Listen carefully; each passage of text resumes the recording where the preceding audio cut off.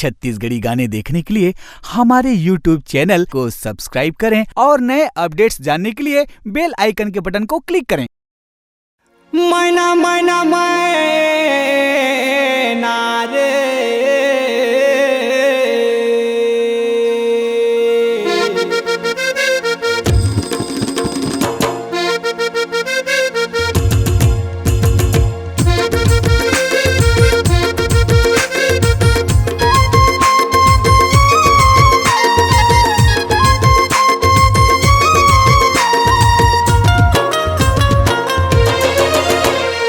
परिया है दिल तय पटाल ना वो तोर मन के फुलवा लगा लेवे रे।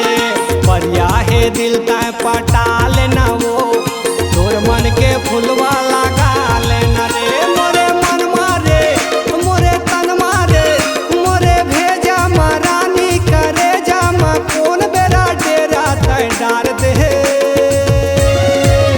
रानी रानी रानी। परिया है दिल तय पटाल ना हो तोर मन के रुखवा लगा लेना रे। परिया है दिल तय पटाल ना हो तोर मन के फुलवा लगा लेना रे।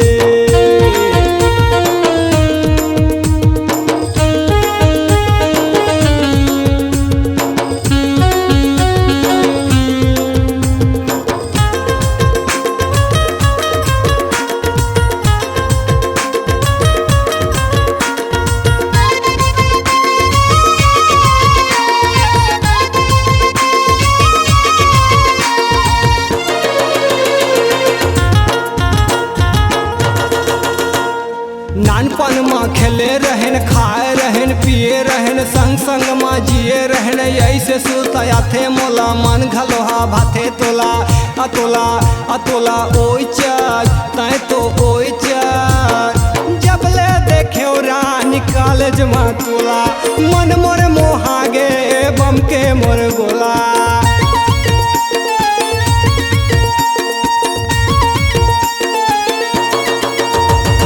जब ले देखो रानी कॉलेज में तोला रे मन मोर मोहागे बम कस मोर गोला।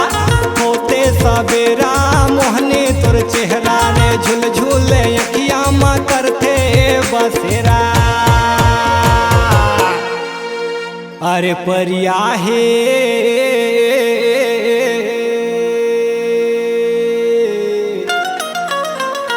मोर खातिर रानी तय हार लेना वो तोर दिल में मोला उतार लेना रे। मोर खातिर रानी तय हार लेना वो तोर दिल में मोला उतार लेना रे।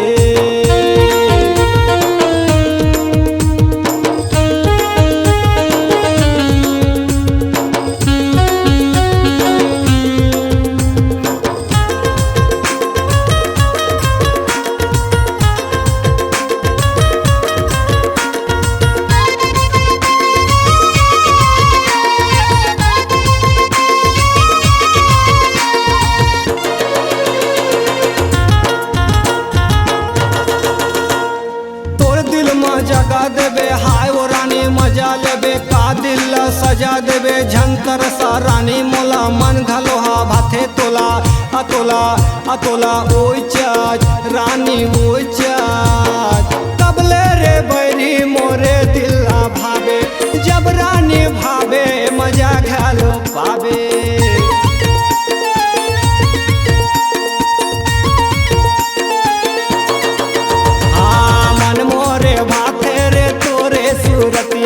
रग रग महारानी मोरे फूल बतिया कबले रे भावे मोरे दिल के डेरा। का रानी तेरा यो का रानी मेरा। अरे परिया है